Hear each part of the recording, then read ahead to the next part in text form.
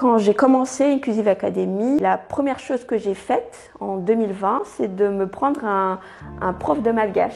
Et en fait, j'ai réappris ma culture. Entreprendre à Madagascar c'est comme une montagne russe. Et c'est un peu la vie des entrepreneurs. C'est le monde, c'est l'environnement start-up qui fait ça. On doit pouvoir pivoter à n'importe quel moment, quelle que soit la situation. Nos jeunes méritent qu'on investisse à Madagascar. Bonjour à toutes et à tous et bonne année 2024. Avec l'équipe de l'Invité de Paris, nous vous présentons tous nos meilleurs vœux pour cette nouvelle année. Et aujourd'hui, pour commencer cette nouvelle année, nous aurons le plaisir de recevoir Joëlle Ndianardzom. Elle est fondatrice d'Inclusive Academy, qui est un centre de formation spécialisé dans la reconversion au métier du numérique basé à Madagascar. Tu es également fondatrice de Dub to Change, qui est un cabinet qui accompagne les dirigeants d'organismes de formation et leurs équipes au changement par la qualité et le digital. Et ce cabinet est basé en France. Bonjour Joëlle, je te présente mes meilleurs vœux pour cette nouvelle année et merci d'avoir accepté notre invitation. Bonjour toutes, bonjour à tous et pareil, je vous souhaite une merveilleuse année 2024. Pour commencer Joëlle, je vais te laisser compléter la petite introduction que j'ai faite de toi en te laissant te présenter auprès des gens qui ne te connaissent pas et si besoin, compléter les informations concernant tes entreprises. Ok, donc je vis en France depuis plus de 20 ans. Je suis mère de famille, mariée avec 3 enfants.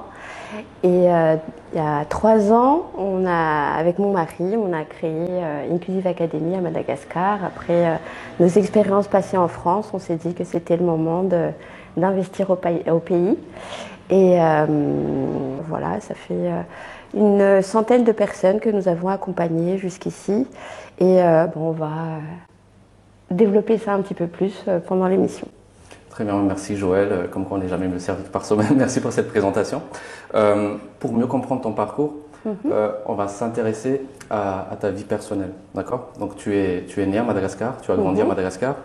Et j'aimerais savoir quels souvenirs tu gardes de ton enfance. Les souvenirs, donc moi j'ai grandi à Tana avec une grande famille qu'on voyait très régulièrement pendant les week-ends. Mes grands-parents, je me souviens des week-ends passés chez mes grands-parents et surtout les souvenirs d'enfance. Alors moi c'est un peu particulier parce qu'on habitait en fait à Fort-Voiron, c'est dans les quartiers de Mamas. Et on était, comme mon père est militaire, on a habité dans une cité militaire, voilà, donc avec d'autres amis, enfants de militaires, etc. Donc on était un petit peu dans notre cocon dans cette cité-là. D'accord. Comme ton père était militaire, donc j'en déduis qu'il y avait pas mal de discipline et de rigueur dans ton éducation, ou peut-être qu'au contraire, il y avait plus de souplesse? Alors, contrairement à ce qu'on pourrait penser, la discipline ne venait pas de mon papa. D'accord. Lui, c'était plutôt le papa gentil, très aimant, etc. Mais la rigueur et la discipline, ça, c'était surtout ma maman. C'est quelque chose qui lui tenait vraiment à cœur, qu'on apprenne à faire les choses bien comme il fallait, etc. Et j'ai beaucoup appris de ça. C'est quelque chose que tu as gardé par la suite dans ta personnalité, finalement. Exactement, voilà. Okay. D'accord. Et les années passent. Tu fais tes études à l'INSCAE, puis à l'université d'Antananarive. Et à un moment donné, tu fais le choix de quitter Madagascar pour la France. Est-ce que tu peux nous dire pourquoi tu as fait ce choix? Alors, pour la petite histoire, quand j'ai eu mon baccalauréat, j'avais le rêve de devenir pilote de chasse. D'accord. Et donc pour ça, j'ai fait des mathématiques à l'université d'Akats. Et ensuite, très rapidement, rattrapée par la réalité de trouver un travail, de l'employabilité, etc., je me suis ressaisie, on va dire, et choisi une option, donc comme tu disais tout à l'heure, l'INSCAE, pour faciliter un petit peu plus cette employabilité. Et puis, lors d'un séjour en 2000, eh bien, avec ma sœur, on est venu à Paris et puis on s'est dit pourquoi pas. Enfin, ça s'est fait sans trop de réflexion. Puis on voit comment ça se passe au pays et on voit les opportunités qu'on peut avoir dans la possibilité de venir à l'étranger, de continuer ses études à l'étranger. Et donc j'ai cherché une école, j'ai trouvé, j'ai demandé mon visa. Je suis repartie à Madagascar, j'ai demandé un visa étudiant, je l'ai obtenu et ça s'est fait en 2 mois. Et en plus, il y avait un petit copain en France qui m'attendait à ce moment-là et donc ça s'est fait, voilà. Une excellente raison aussi. Tout à fait, tout à fait. D'accord. C'est très intéressant ce que tu viens de dire par rapport à l'employabilité. On y reviendra plus tard. Je me le garde en tête. Mais pour l'instant, je vais continuer sur ton parcours. Donc, j'aimerais savoir comment s'est passée ton intégration en France et est-ce que du coup c'était difficile? Combien de temps tu as mis pour t'adapter? J'ai eu de la chance parce que donc le petit copain dont j'évoquais tout à l'heure, c'est Rad, c'est mon mari, donc il était là et puis j'avais mon grand frère qui était déjà là aussi, qui m'ont aidé à m'intégrer. C'est très important, je pense, d'être entouré. Comme tous les jeunes qui arrivent en France,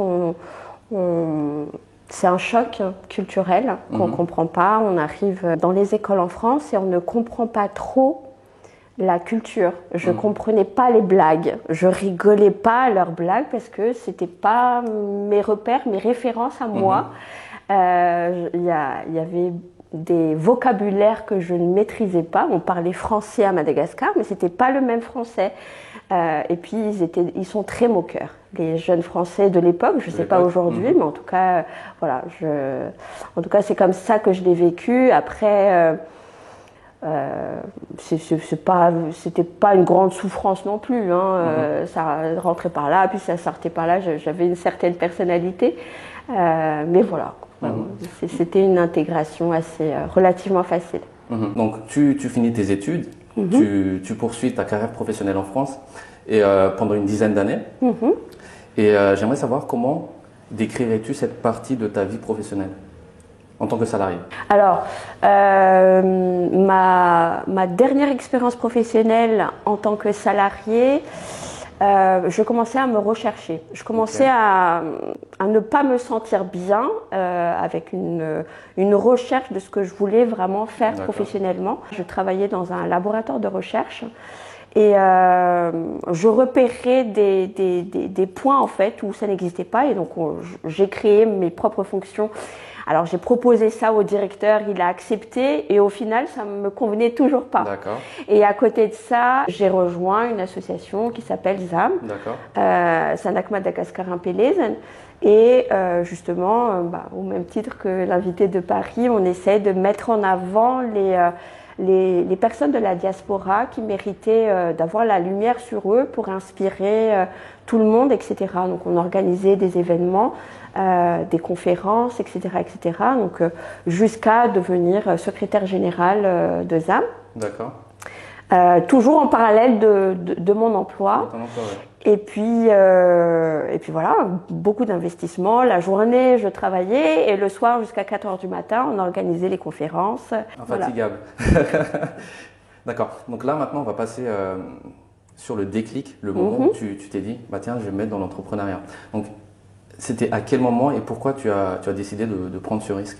C'était fin 2017.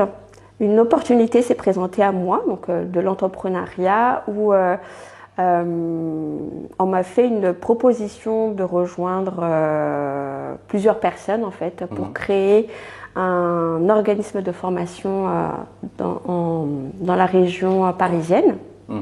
J'ai beaucoup hésité, j'ai eu très peur et encore une fois il y a mon mari qui m'a soutenue, heureusement, et qui m'a poussée en me disant vas-y, tu peux pas rater une occasion pareille. Et puis je voyais bien que je commençais à ne plus me sentir bien du tout dans le salariat en fait. Et puis Et puis on est rentré dans cette aventure, enfin je suis rentrée dans cette aventure et donc ça a commencé, j'ai commencé à rentrer dans l'entrepreneuriat début 2018. D'accord. Et comment s'est passée cette première expérience dans l'entrepreneuriat? Est-ce que le succès était au rendez-vous, c'était conforme à tes attentes? Alors au départ oui, on a eu beaucoup de chance parce que en tout cas personnellement j'ai rejoint une équipe qui connaissait très bien le métier, donc des experts de ce métier-là. C'est un organisme de formation aussi, donc on a accueilli nos premiers apprenants, on a eu nos premiers financements, etc., etc. Et je suis restée dans cet organisme de formation jusqu'à fin 2019. D'accord. Parce que du coup, je ne trouvais plus d'alignement. Et puis surtout, j'étais très frustrée. D'accord. Parce que il y a l'appel du pays qui se faisait ressentir de plus en plus. Je voulais vraiment faire quelque chose pour Madagascar, en fait. Donc, je pense que l'insatisfaction était surtout de ce côté-là, où je tenais quelque chose, je savais que cette matière, je pouvais l'emmener à Madagascar, et donc d'où la naissance de Inclusive Academy. D'accord. Je vais juste revenir sur cette première expérience parce que de mémoire, je m'appuie toujours sur sur ce qu'on s'est dit en off. Hein. Tu as connu aussi une sorte d'échec. Enfin, je ne sais pas si l'échec est un grand mot, mais si tu pouvais un peu nous en parler et surtout moi, ce qui m'intéresse derrière, c'est la leçon que tu as pris de cette situation. D'accord. On va pas rentrer dans les détails parce Bien que sûr. du coup c'est l'entrepreneuriat, mais ce qu'il faut surtout retenir, c'est que c'était ma première expérience professionnelle. Toutes les erreurs qu'il fallait commettre en entrepreneuriat, je les ai commises en fait pendant cette première expérience professionnelle. Donc j'ai énormément appris, malgré que ça a été une expérience très enrichissante. Je me sentais plus alignée et donc j'ai décidé de sortir de cette entreprise et de me consacrer complètement à mon projet professionnel où cette fois-ci c'est moi qui pilote et surtout avec cet attrait de faire quelque chose pour les jeunes à Madagascar et de créer Inclusive Academy. Donc c'est ce que moi je retiens de ce que tu viens de dire, c'est surtout cet alignement avec toi-même, être en accord avec tes principes et tes valeurs. Exactement. D'accord, très bien, c'est noté. Et donc tu parlais d'Inclusive Academy, il y a aussi Up to Change. Et du coup, j'aimerais savoir comment tu arrives à gérer justement deux entreprises sur deux continents différents, comment tu fais? Il faut... Alors, déjà, vous avez compris, je suis hyperactive en fait. Je sais pas. Au contraire, que c'est quand je m'ennuie que c'est inquiétant. On a de la chance parce qu'on a un décalage horaire. Je suis très matinale et donc je commence ma journée avec mes équipes à Madagascar. Donc on a déjà notre organisation, donc on fait le point. J'arrive à m'en sortir aussi parce que je travaille avec une équipe très autonome à Madagascar. Ils comprennent exactement ce qu'ils ont à faire. Moi, je suis avec eux en tant que pilote et coordinatrice.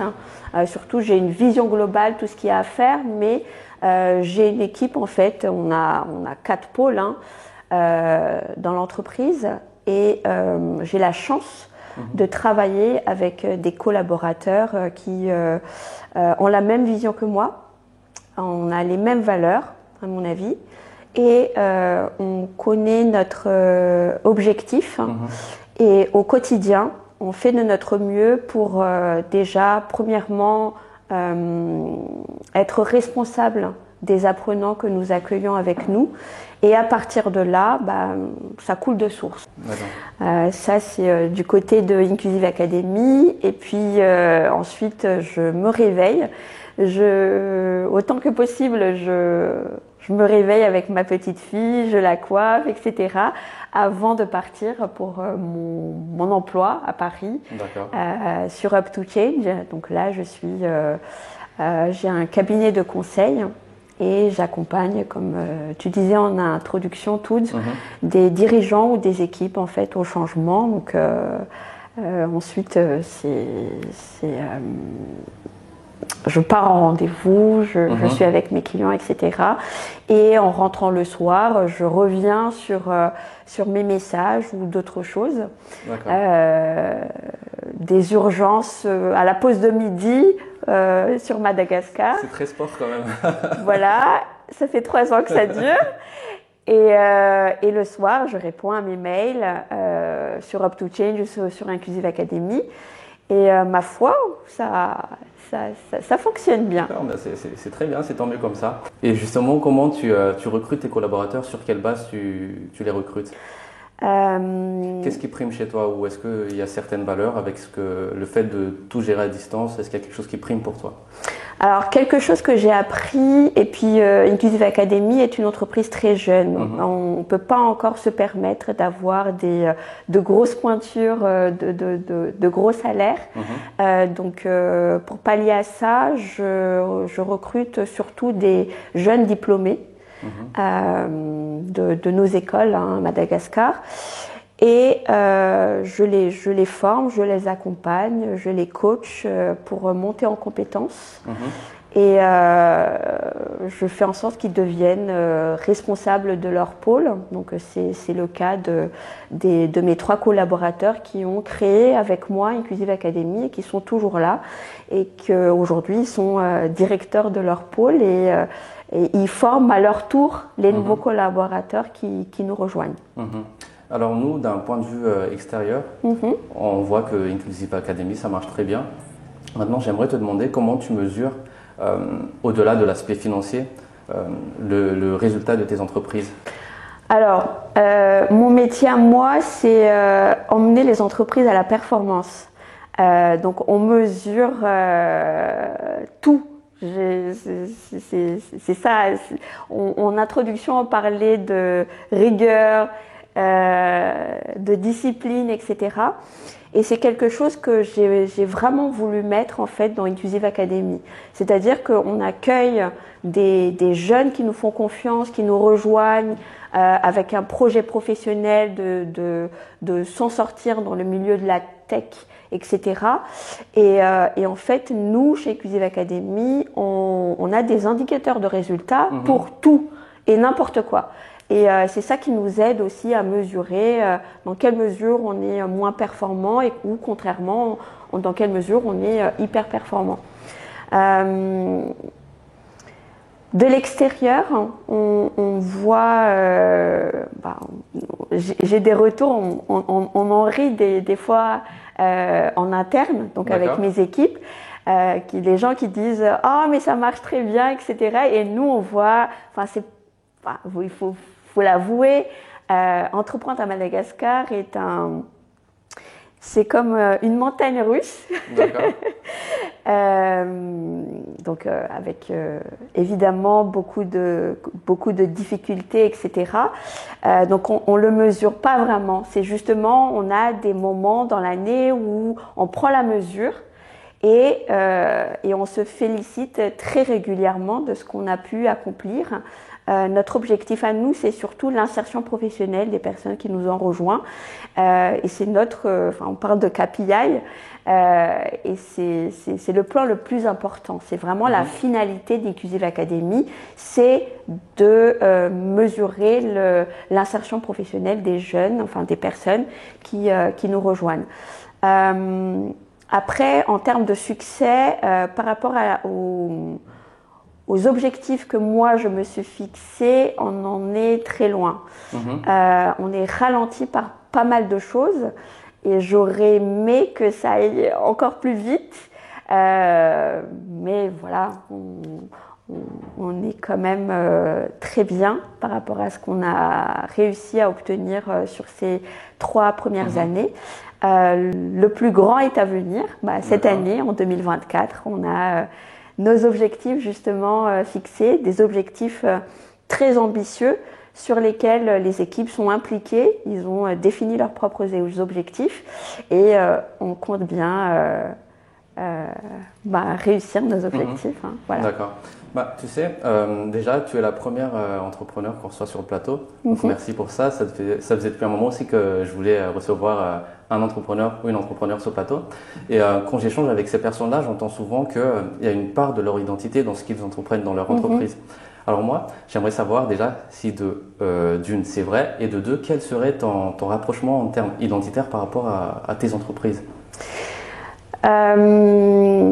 Alors, il y a deux identités complètement différentes dans Inclusive Academy et Up to Change.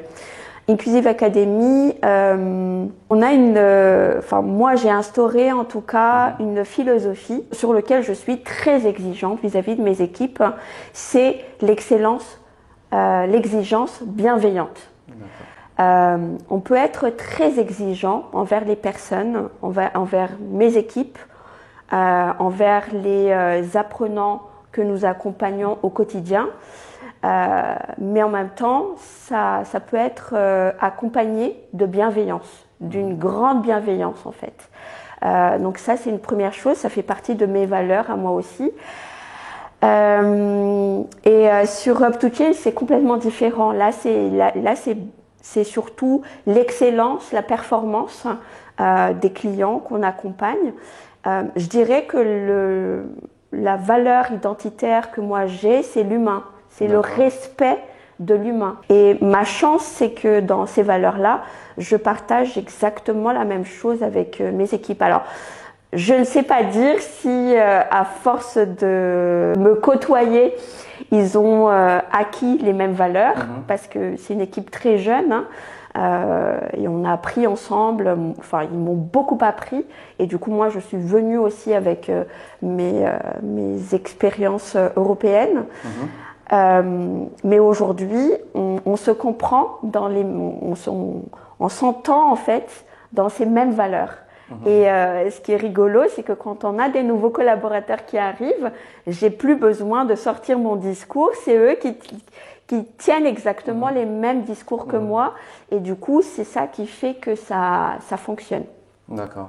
Donc j'entends par là que tu n'as pas eu du mal quand même à, entre guillemets, imposer tes valeurs. Après tu as fait le choix aussi de tes collaborateurs par rapport à ça, mais c'est parce que j'ai des amis par exemple au sein de la diaspora qui se disent oui mais avec mes valeurs, avec tout ce que j'ai pu voir à l'européenne entre guillemets, je vais avoir du mal à imposer tout ça, instaurer tout ça, la discipline, etc.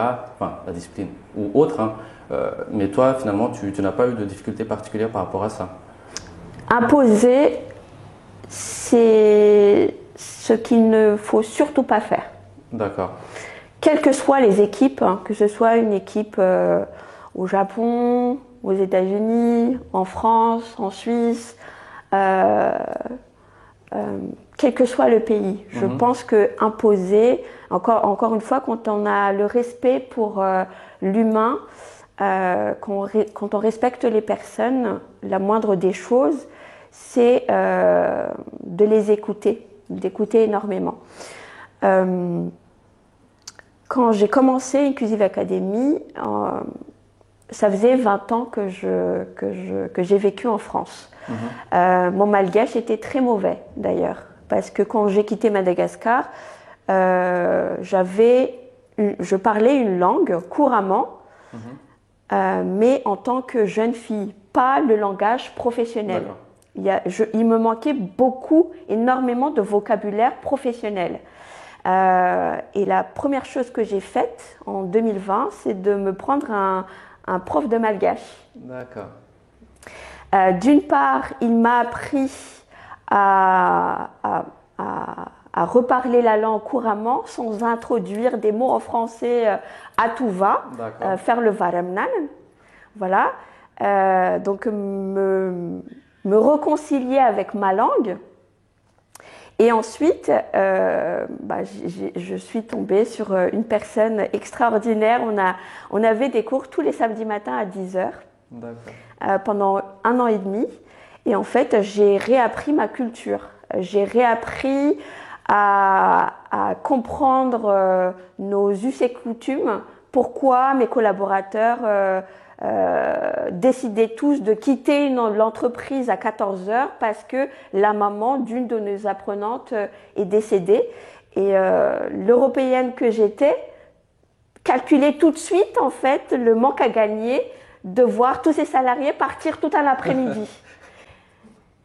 Et donc j'ai réappris à comprendre nos us et coutumes, que ce sont des choses qu'on doit comprendre. Et puis je peux pas me dire après non, revenez travailler à 14 heures parce que il faut absolument finir ceci et cela. Et de voir la compréhension de mes collaborateurs puisque je suis malgache, et comment puis-je m'autoriser à ne pas comprendre nos propres traditions. Et tout à l'heure, tu disais que entreprendre à Madagascar, c'est un peu comme être sur une montagne russe. Est-ce que tu peux nous partager justement cette expérience-là d'entreprendre à Madagascar à tes débuts? Est-ce que tu t'es confronté à des difficultés particulières? Ou est-ce qu'il y a aussi des difficultés qui sont permanentes? Alors, c'est écosystémique, c'est pas une surprise pour tout le monde, hein. Les coupures d'électricité, les coupures de connexion Internet. On est une école dans le digital, donc on a énormément besoin d'électricité, de connexion Internet. Ça, c'est le quotidien. Coupure d'eau, les embouteillages, etc., etc. Ça, c'est connu. On a évidemment d'autres difficultés aussi liées à la santé des collaborateurs, de nos apprenants. Il n'y a pas un jour où il ne se passe pas quelque chose. Beaucoup plus qu'en France. Beaucoup plus. Après, encore une fois, je parle énormément de lui parce qu'il joue beaucoup en fait dans tout ça. Encore une fois, je vais parler de Rad qui... dans mes moments où c'est très difficile, soit avec mes équipes ou avec tout ce qui arrive, évidemment, il y a des moments où on explose. Hein, et il me dit, mais t'es parti investir à Madagascar, tu connaissais les règles du jeu. Et je retiens toujours cette phrase où il me dit, mais tu croyais quoi? D'accord. Et c'était quoi les règles du jeu et tu croyais quoi? Parce que quand j'entends tu croyais quoi, c'est que tu étais parti avec un idéal qui a été finalement mis à rude épreuve aussi à ton arrivée. Donc c'était quoi les règles du jeu? Tu croyais quoi? Qu'est-ce que ça veut dire? Ça veut dire que j'avais conscience que ça allait être compliqué. Bah, il faut faire avec. D'accord. Il faut conjuguer avec ça. Trouve des solutions et voilà. Et après, on se fait une petite tape sur la tête. On se dit, bah oui, c'est vrai. Et on repart en fait. On se laisse pas enfermer dans des problèmes, etc. Au contraire, on fait en sorte de toujours trouver des solutions. Il y a des solutions à tout. Et c'est un peu la vie des entrepreneurs. On est confronté au quotidien à des problèmes. Et on réussit parce que justement on trouve des solutions. Alors il y a des solutions qui arrivent immédiatement et puis il faut accepter aussi que certaines solutions prennent un petit peu plus de temps. Ce que je peux peut-être dire aux entrepreneurs, surtout des entrepreneurs à Madagascar ou la diaspora qui pensent investir ou qui sont déjà à Madagascar, c'est d'avoir cette flexibilité en fait, d'accueillir toutes les nouveautés. C'est le monde, c'est l'environnement start-up qui fait ça. On doit pouvoir pivoter à n'importe quel moment, quelle que soit la situation. Eh ben, je vais reprendre ce que tu viens de dire tout à l'heure concernant la diaspora.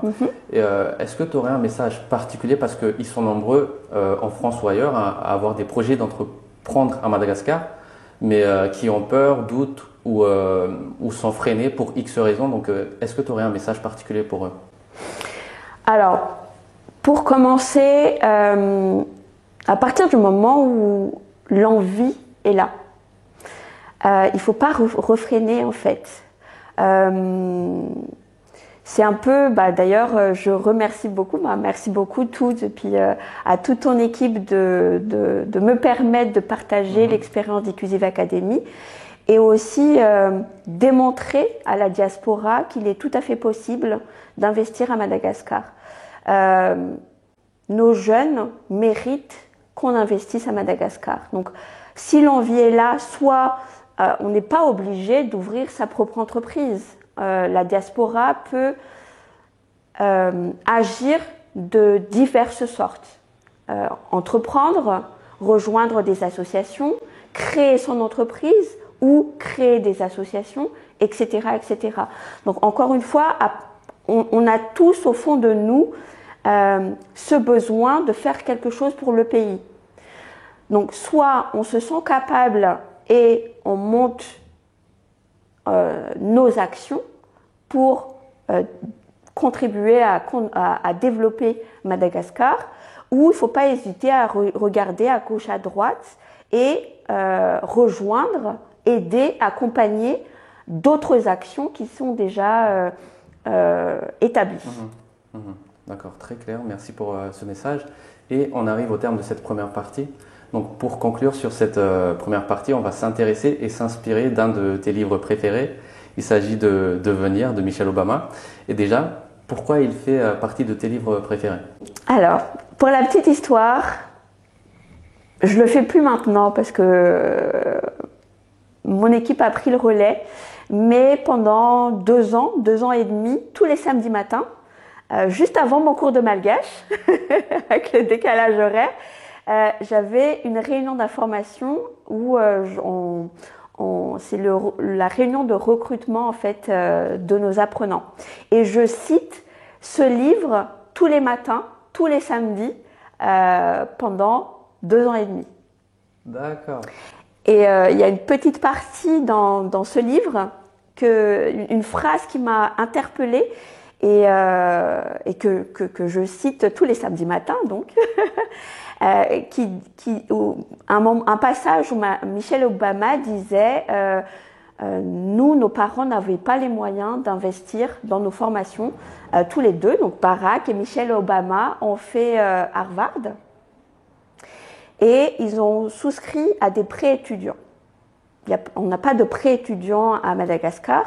Et ils ont dit, je crois c'était 1 an avant qu'ils arrivent à la Maison Blanche, seulement le couple a terminé de finir de payer leurs prêts étudiants. Et c'est le message en fait que j'envoie aux personnes qui sont intéressées à intégrer Inclusive Academy, c'est de dire que oui, c'est cher, oui, ils vont pas débourser cette somme tout de suite, mais ne pas être freinés par le montant global, parce que c'est un investissement. C'est un investissement sur eux.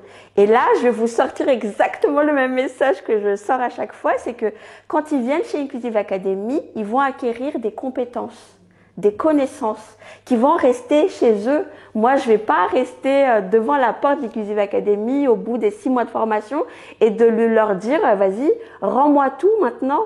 Maintenant, tu pars et je récupère, comme si on va faire un emprunt pour acheter une voiture, louer une voiture, et une fois que le délai est terminé, on rend la voiture.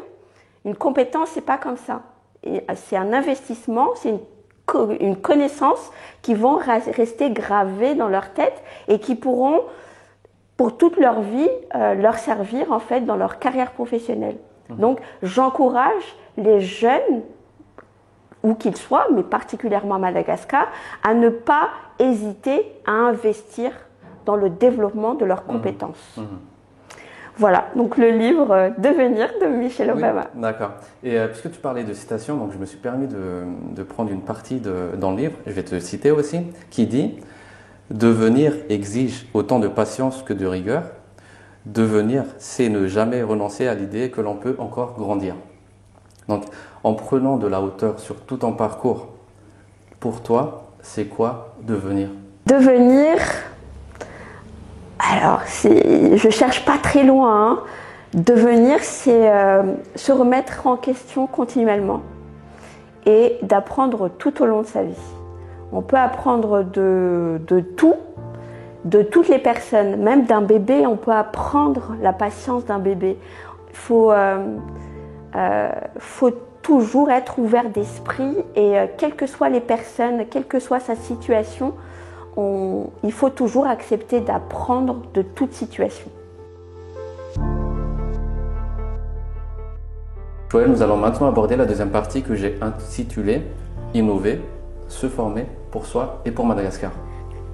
Avec Inclusive Academy, vous avez apporté un concept innovant dans le domaine de la formation à Madagascar. Et j'aimerais savoir comment vous avez construit vos formations pour qu'elles soient performantes et impactantes. On a mis en place Inclusive Academy pendant 1 an, avant d'accueillir nos premiers apprenants. J'ai commencé par constituer la première équipe. Et en fait, on n'est pas venu avec un copier-coller. Je me suis refusée à cet exercice. Évidemment, on est parti avec un référentiel pédagogique français, mais aujourd'hui complètement adapté à l'écosystème à Madagascar, surtout avec la cible malgache. Au départ, nos formateurs étaient accompagnés par des formateurs en France qui avaient l'habitude de déployer cette même formation. Et aujourd'hui, on est complètement autonome. Aujourd'hui, si au départ, on était à 50% de formateurs malgaches et 50% de formateurs depuis Paris qui animaient les formations, aujourd'hui, on est à 95-5. Donc, on a réduit considérablement la sollicitation des formateurs étrangers parce que nos formateurs à Madagascar complètent entièrement en fait les besoins de notre formation 3 ans après l'accueil de la première promotion. Donc, il y a le modèle pédagogique, il y a un modèle financier qui est arrivé aussi du coup, puisque l'école s'appelle Inclusive Academy.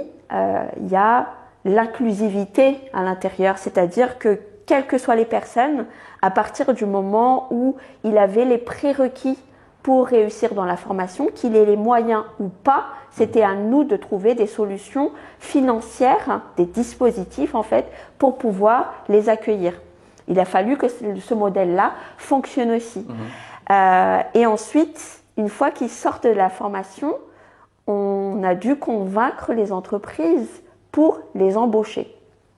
Si notre modèle pédagogique n'est pas performant, on ne peut pas les placer en entreprise. Et s'ils ne sont pas placés en entreprise, ils n'ont pas les moyens de payer en fait la formation puisqu'ils le payent qu'après, complètement. Donc il y a tout le modèle qui est interdépendant.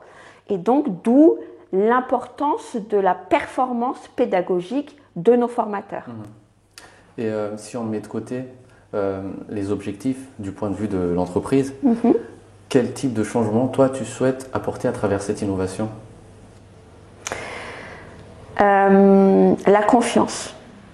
La confiance aux jeunes. À partir du moment où on donne des moyens à nos jeunes, ils peuvent être compétents au même titre que les jeunes de tous les pays du monde. Voilà.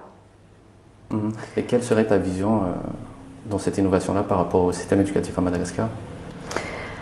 Comme dans tous les pays du monde, ce sont les pays qui investissent dans l'éducation, dans l'enseignement en général, qui performent, qui se développent. Et si j'ai un message à faire passer là-dessus, c'est de consacrer un maximum de moyens pour l'éducation. Nous, on arrive un petit peu en bout de chaîne, c'est-à-dire que pour intégrer Inclusive Academy, le prérequis en fait, c'est d'avoir un bac+3. Mais le parcours avant d'avoir un bac+3, il est très long. Voilà, donc c'est surtout une question de moyens, de déployer des moyens pour l'éducation. On peut pas faire autrement. Des moyens financiers, des moyens humains. Il faut former les enseignants pour, en retour, former les jeunes, les étudiants, etc. etc.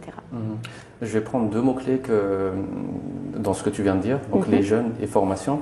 Il faut savoir que beaucoup de jeunes regardent cette émission, alors j'aimerais te demander quel secteur porteur il serait intéressant aujourd'hui de se former, enfin sur quel secteur porteur il serait intéressant de se former?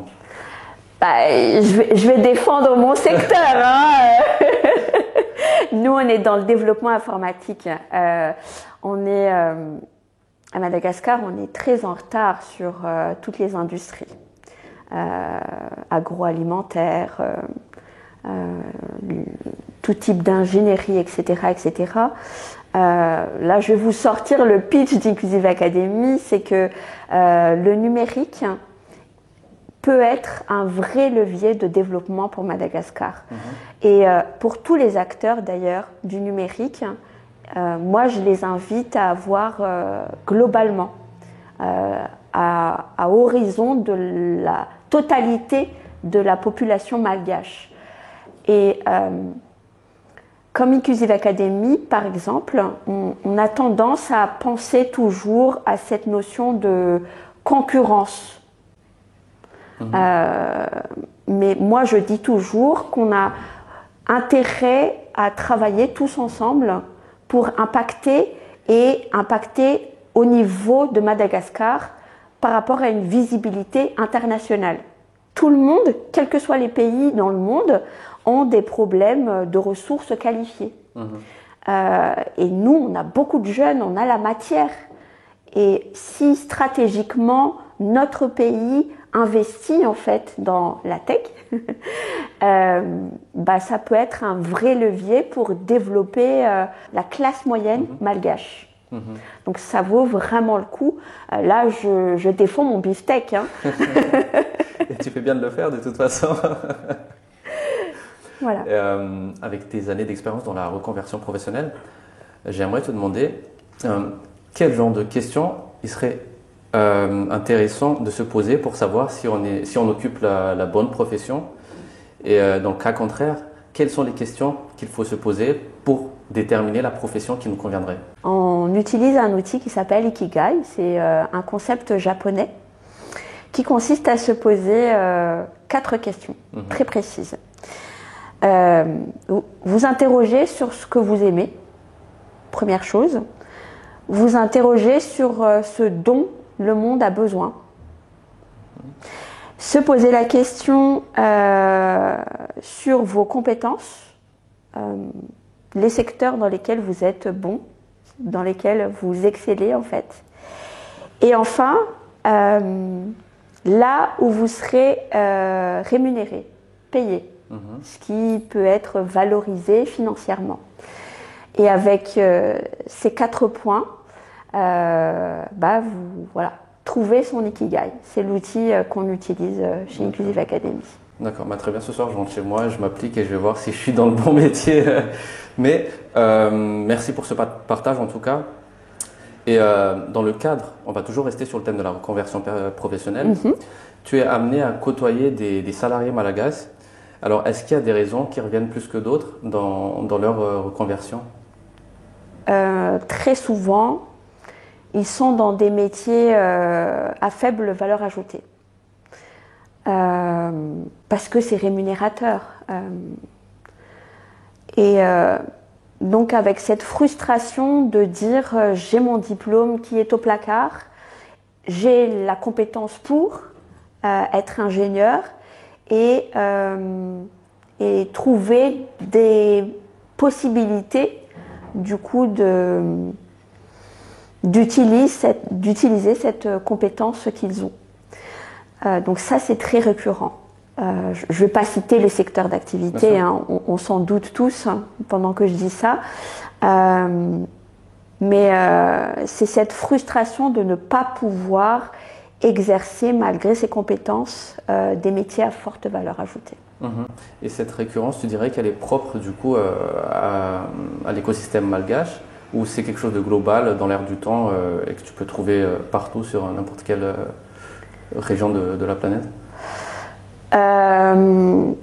N'importe quelle région, je pense que c'est vraiment global. Hein, pour ne citer que la France, parce que du coup je suis résidente. Dans la reconversion professionnelle dans la tech, j'en parle beaucoup parce que c'est mon secteur. Après le Covid, on a eu beaucoup d'infirmières, des personnes qui ont travaillé dans la santé, qui ont souhaité se reconvertir dans la tech. Dans le juridique aussi, ça peut arriver, où on n'est pas complètement aligné par rapport à ce qui se fait. Donc c'est pas propre à Madagascar. La reconversion professionnelle est vraiment globale, quelles que soient les personnes et quels que soient les pays. D'accord, on arrive au terme de cette deuxième partie, déjà.